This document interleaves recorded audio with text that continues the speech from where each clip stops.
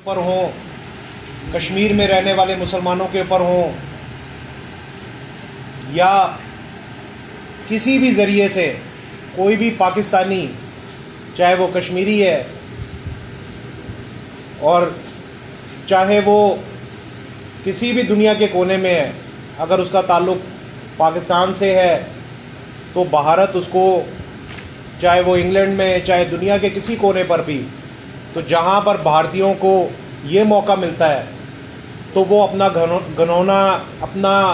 भयानक चेहरा जो है वो दिखाने से बाज नहीं आते। आज इंटरनेशनल कम्युनिटी को इनका भयानक चेहरा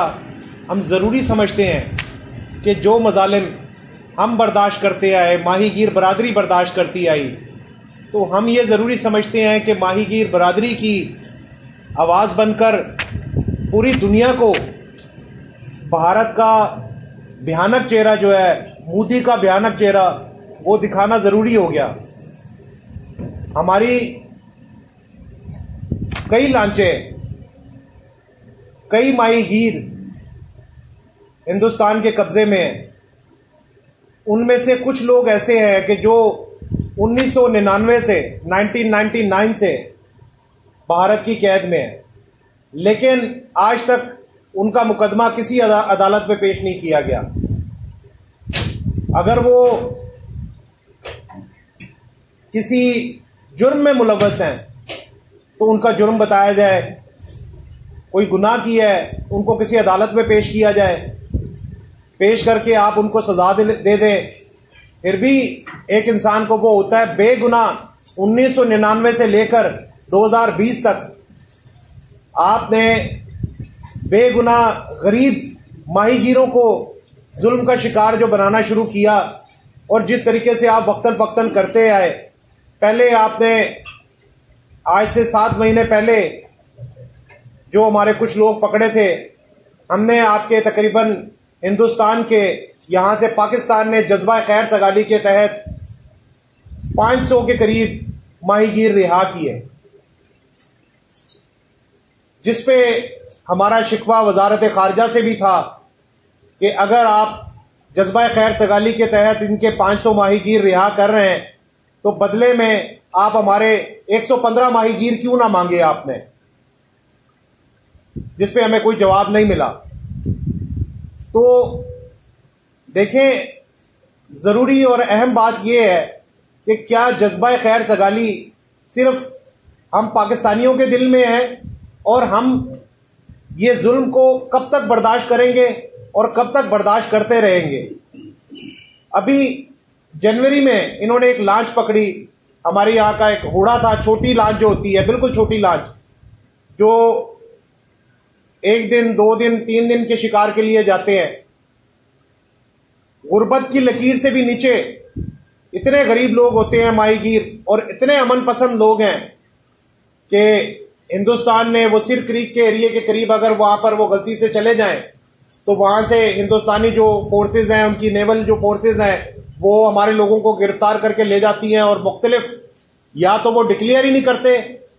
या फिर उनके ऊपर कुछ इस तरह के इल्जामात लगाते हैं कि ये दहशतगर्द है। तो इस छोटी लांच पर गरीब माहीगीर, जब उनसे कुछ ना मिला तो उनके ऊपर यह इल्जाम लगा दिया कि जी इनके पास मनशियात थी। हैरत की बात है कि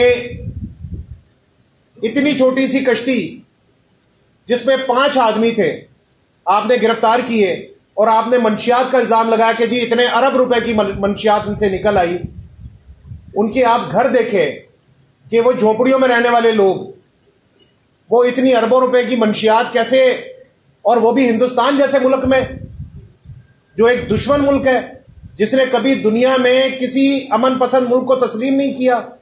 जिसने दुनिया में हमेशा दहशतगर्दी को जो है फरोग दिया, हर लिहाज से फितना परवरी को जो है वो उन्होंने हवा दी। अब जब हमने बदले उनके 500 बंदे छोड़े तो बदले में उन्होंने हमें 2 डेड बॉडीज उस वक्त दी, एक नूरुल अमीन की और एक और हमारा माहीगीर था, उसकी एक डेड बॉडी। अब वो डेड बॉडी के ऊपर इतने तशद्दुद के निशानात थे, इतने तशद्दुद के निशानात थे कि एक सख्त से सख्त दिल आदमी भी अगर उसको देखे तो देख के उसको रोना आ जाए कि इतना जुल्म। और दूसरी जो आज जो हमारा प्रेस कॉन्फ्रेंस करने का जो मकसद था वो ये था कि जनवरी में जो हमारी लांच इन्होंने पकड़ी, जिस पे इन्होंने इल्जाम लगाया, उस पे एक बंदा हमारा बिट आइलैंड का नौजवान 32 से 35 साल उसकी उम्र, अब्दुल करीम उसका नाम था, उसको तशद्दुद करके, बेहमाना तशद्दुद करके उसको जो है वो उन्होंने मौत के घाट उतार दिया, शहीद कर दिया हमारा लड़का, माहीगीरों का बच्चा, गरीब माहीगीर जो बेचारे सुबह निकलते हैं शिकार के लिए, अपने रोजगार के लिए, और रात को अपने बच्चों का पेट पालने के लिए अपनी एक दिन में, यानी कि डेली वेजर्स होते हैं, एक दिन के अपने वो अपने उनके घर का जो चूल्हा जलता है और वो अपने घर में कमाने वाला वाहिद शख्स था। और इससे भी बड़ी जुल्म की बात कि 1 तारीख को जनवरी में लाश, आपने जनवरी में लाश को पकड़ा और 1 जुलाई को आप हमें बता रहे हैं कि जी उस बंदे की डेथ हो गई 1 जुलाई को। और आज देखिए पूरा महीना गुजरने को है, रोज ये आसरे दिए जाते हैं कि आज आपको डेड बॉडी मिल जाएगी, कल आपको डेड बॉडी मिल जाएगी, और आज तक आप देखें महीना हो गया। कल भी हमें 3 दिन से मुस्तकिल हमारे लोग वाघा बॉर्डर पर बैठे हैं, ईदी के ओहदेदारान बैठे हैं, सब उधर बैठे हैं, लेकिन वहां पर मुसलसल इंतजार करने के बावजूद अभी तक उन्होंने हमें उस बच्चे की लाश हमारे हवाले नहीं की। अब पता नहीं लाश में से वो कौन सा वो दहशतगर्दी वाला और लाश में से कौन सा वो मंशियात और कौन सी चीजें बरामद करने की खोज में लगे हुए। तो ये बातें जो है वो समझ में नहीं आती, इंटरनेशनल कम्युनिटी को नजर नहीं आती कि किस तरह का जुल्म है। ये उस बच्चे का, गरीब बच्चे का वालिद अब्दुल्ला इनका नाम है, ये हमारे साथ बैठे हैं। आप इनसे पूछें कि वो बच्चा कितना लोगों को इस जजीरे में कितना प्यारा था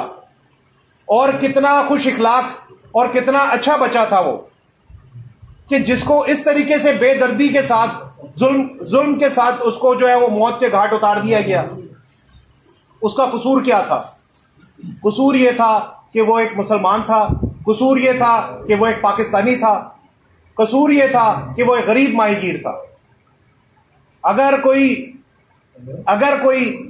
दुनिया में कोई एक आला नस्ल का किसी का कुत्ता मर जाए तो लोगों को जो है वो इंसानी और वो जानवरों के हुकूक नजर आ जाते हैं कि जी जानवरों के हुकूक है, और एक्सीडेंट से जी कुत्ता मर गया, यहां पर ये है। यहां पर यूनाइटेड नेशन और जितनी बैनुल अक़वामी तंजीमें हैं वो हिंदुस्तान के मजालिम पर जो उनकी मुजरिमाना खामोशी है, ये एक सवालिया निशान है।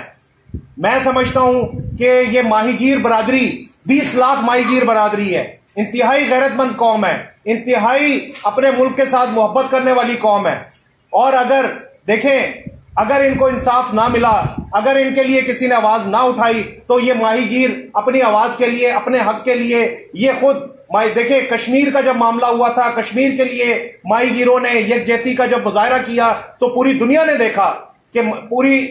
एक तरफ पाकिस्तान में हर जगह पर लोगों ने कश्मीर के लिए निकले, कश्मीरी बरादरी के लिए, लेकिन दूसरी तरफ माहीगीर बरादरी ने जिस तरीके से यकजहती का मुजाहरा किया कश्मीर के साथ, वो आप सब लोगों ने देखा कि एक आवाज पर कैसे लांचों पे रैलियां निकली और कैसे निकली। ये इतनी मोहब्बत करने वाली कौम है अपने मुल्क के साथ, और इनके साथ इस तरह से मजालिम, इस तरह से जुल्म, ये बिल्कुल नाकाबिले बर्दाश्त है। और मैं दरख्वास्त करता हूं बैनुल अक़वामी अदालतों से, बैनुल अक़वामी तंजीमों से कि खुदारा इस जुल्म के खिलाफ जो है वो आप देख रहे हैं अपनी आंखों से, हम आपको दिखा रहे हैं, हम बता रहे हैं कि पाकिस्तान जब यहां से हमारे आपके इंडियन माहीगीर जब हम छोड़ते हैं तो यहां से हम उनको तोहफे तहफ़ दे के भेजते हैं, सिंधी टोपी और अजरक पहना के भेजते हैं, उनको इज्जत के साथ भेजते हैं कि ये एक इंसान है, गरीब माहीगीर है। हम सिर्फ उसकी तस्दीक करते हैं कि ये माहीगीर है या कोई जासूस है। ये एक जो हमारे इदारों के जो एक तरीक़ेकार होता है, माहीगीरों के लिए एक बोर्ड बना था, माजी में एक बोर्ड बना था, जुडिशल एक बोर्ड बना था जिसपे पाकिस्तान के जजेस भी थे, इंडिया के जजेस भी थे। और वो जब भी माहीगीर माजी में जब गिरफ्तार होते थे या उनको पकड़ा जाता था तो वो माहीगीरों के लिए वो बोर्ड जो था वो बैठ के उनकी इंक्वायरी करता था, और इंक्वायरी करके वो बोर्ड जो है वो उनको रिहा करवाने के लिए डॉक्यूमेंट्स दे देता था, शेयर हो जाते थे। लेकिन अब वो बोर्ड भी गैर फाल है, हमारे मुल्क में मौजूद है, लेकिन इंडिया भारत इसको बिल्कुल जो है वो सीरियस नहीं ले रहा इस मामले को। देखें, मैं अपनी हुकूमत वक्त से, मैं वजीर आजम इमरान खान से, वजीर खारजा से, मैं सबसे दरख्वास्त करता हूं कि आपने इनका एक दहशतगर्द अभिनंदन जो हमारे मुल्क पर हमला करने आया, हमारे मुल्क पर ये वो यहां पर फूल बरसाने नहीं आया था। अब किस्मत में अगर जूते लिखे हो तो जंगी जहाज में भी आकर खा के चले जाते हैं,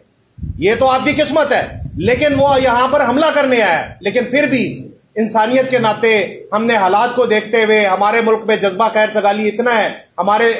पाकिस्तानियों के अंदर अल्हम्दुलिल्लाह इतनी इंसानियत है कि हमने फिर भी उसको रिहा किया। बदले में आपने क्या दिया? बदले में आपने हमारे माहीगीरों की लाशें देना शुरू कर दी। मैं सिर्फ इतना चाहता हूं कि ये आवाज हमारी बैनुल-अक़वामी अदालतों तक जाए और उनको पता चले कि भारत का भयानक और मकरू चेहरा जो है वो सब देखें अपनी नजरों से। वैसे तो मैं समझता हूं कि भारत ने जितनी भी जगहों पर जो भी मजालिम ढाए, आप देखें कश्मीर को दुनिया की सबसे बड़ी जेल बना दिया, दुनिया की सबसे बड़ी जेल बना दिया। और उसका जब दुनिया में मुजरिमाना खामोशी थी, इंटरनेशनल अदालतों की, इंटरनेशनल तंजीमों की, जब उन्होंने मुजरिमाना खामोशी इख्तियार की, अल्लाह ताला ने पूरी दुनिया को आप देखें कि ये लॉकडाउन की सिचुएशन में, मैं समझता हूं कि ये अल्लाह ताला का एक अजाब था कि जब ये दुनिया में जुल्म के खिलाफ कोई नहीं उठा तो अल्लाह ताला ने पूरी दुनिया को कैद में डाल दिया। आज हम सब अपने घरों में मैसूर होकर बैठ गए। अगर मैं आज भी ये बात दावे से कहता हूं कि आज अगर कश्मीर आजाद हो जाता है तो आपके सर से ये कोरोना की वबा भी खत्म हो जाती है, आपके सर से ये सारी चीजें खत्म हो जाती हैं। ये अल्लाह ताला का एक अजाब है, ये हमारे ऊपर अल्लाह ताला का एक अजाब है कि जो आपको कोरोना की सूरत में मिला, हर बंदे को अपने घरों तक कैद कर दिया गया। आपको एहसास होगा कि कश्मीरी किस तरीके से अपनी जिंदगी गुजार रहे हैं, किस तरीके से वो लोग अपने जो है वो शहर में, अपने घर में किस तरीके से वो कैद है कि अपने घरों से बाहर निकलना, उनको रोजमर्रा के मामलात, उनके टेलीफोन लाइंस, उनके जितने नेटवर्क कनेक्शंस सब डिस्कनेक्ट कर दिए गए, पूरी दुनिया से काट दिया गया, यानी कश्मीर को जेल में तब्दील कर दिया गया। उसमें भी सब खामोश है। की आवाज बनकर हम माहीगीरों के जुल्म के खिलाफ, जो इंडिया ने जो माहीगीरों के साथ जुल्म किए, उसके खिलाफ हम आलमी अदालत का दरवाजा जरूर खटखटाएंगे। इस सिलसिले में कुछ तैयारी वगैरह की है? जी बिल्कुल, हम तैयारी कर रहे हैं। इस पे हम लोग अपनी मशावरत कर रहे हैं। हम अपने बोर्ड में एजेंडा पॉइंट में भी हमने रखा है, इसकी अप्रूवल लेकर हम इसको इंशाल्लाह आलमी अदालत में इंशाल्लाह इसका मुकदमा जो है वो दायर करेंगे। बाकी रही शर्म की बात, तो शर्म तो हिंदुस्तान को कभी नहीं आनी। अगर शर्म की बात होती तो वो कम से कम एक बंदा जब उसको आपने शहीद कर दिया तशद्दुद करके, तो फिर भी थोड़ी शर्म खा के वो वापस कर देते। तो 1 महीना हो गया अभी तक उसकी लाश को जो है, लाश पे भी सियासत कर रहे हैं। जरा खामोशी इख्तियार कर लेते चला गया थोड़ा कमरे में अपना साफ सही है, पानी लगता है, पानी है समुद्र, वो उसी को थोड़ा आगे लेके वो लिया होता पकड़ लिया। दहशत गर्द में उसी में लगा था। 1 महीना हमको परेशानी की है, आज लाश आता है, आज लाश आता है। घर में इतना परेशानी है, हमारा बीवी बीमार, हमारे बच्चों को सब। वाहिद कफील थे आपके घर के? वो 3 छोटे छोटे बच्चे हैं उसके, 3 बच्चे छोटे छोटे उसके। बाबा क्या अपील करेंगे वज़ीर आज़म इमरान खान से, जिस मुकाम से कोई अपील करेंगे कि बच्चों की लाश को जल्द अपील अपील करता है, क्या अपील जल्दी इमरान खान का मेहरबानी हमारी लाश को पहुँचा दे। गरीब आदमी है, हमारा पैसा मका के लिए कोई मालदार है तो 1000 रुपया का दिखाई तो लोग मछली वाले को लेते ही है घर में असल मत है अच्छा करता। अच्छा, मैं इस पर थोड़ी सी एक वजाहत और करना चाहता हूँ कि ये डेड बॉडी जो है वो अल्लाह करे, उम्मीद है कि इंशाल्लाह आज या कल में अगर हमें डेड बॉडी मिल जाती है तो ये भट्टी बरादरी, इनकी तरफ से मेरे पास मैसेज भी आया है। इनके जो बड़े हैं हुसैन असलम भट्टी साहब, ये तकरीबन कोई 1 लाख के करीब इनकी आबादी है बिट आइलैंड और बाबा आइलैंड पर। तो कल जो है वो ना सिर्फ भट्टी बरादरी बल्कि जितने भी कच्छी फिशरमैन हैं और जितने माहीगीर बरादरी हैं, सारे वो कल जो है वो इन्होंने ऐलान किया है कि ये हम इसके भारत के खिलाफ जो है वो भरपूर किस्म का जो है वो हम प्रोटेस्ट करेंगे। और ये प्रोटेस्ट जो है वो इनका हक है कि पूरा मन प्रोटेस्ट करेंगे, पूरा मन माहीगीर हैं और ये भारत के खिलाफ जो है वो अगर इनको आज लाश मिल जाती है तो ये कल जो है वो इस पे यहाँ पर नेटी जेटी पुल के ऊपर यहाँ पर वो जो है वो जनाजे से पहले हम उसका जो है वो अपना एक प्रोटेस्ट रिकॉर्ड कराएंगे, ताकि ये है कि आलमी अदालत तक हम जाने से पहले हम दिखाएं कि ये माहीगीर बरादरी जो है इनके साथ किस तरह के मजालिम होते हैं, इनके साथ किस तरह के जुल्म ढाता है भारत, और किस तरीके से इनको जो है वो वहां पर जो है वो अगर हम जज्बा खैर सगाली के तहत उनके कोई बंदे रिलीज करते हैं तो बदले में हमें जो है वो लाशों के तोहफे मिलते हैं। तो ये बात दुनिया को दिखाना जो है वो बहुत जरूरी है। कुत्ते की मौत मरते हैं, तो बात सिर्फ ये है कि देखें हम अपने दिल में बीइंग अ मुस्लिम हम अपने दिल में शहादत का जज्बा रखते हैं अल्हम्दुलिल्लाह, और हमें ये पता है कि हम अपने हक के लिए लड़ेंगे तो हम शहीद होंगे। तो अगर भारत को यह गलत फहमी है कि वो 15-20 लाख फौज या 25 लाख फौज 50 लाख फौज कितनी भी बड़ी फौज हो उसकी, तो पाकिस्तान की 20 करोड़ आवाम, ये सारी आवाम फौज है।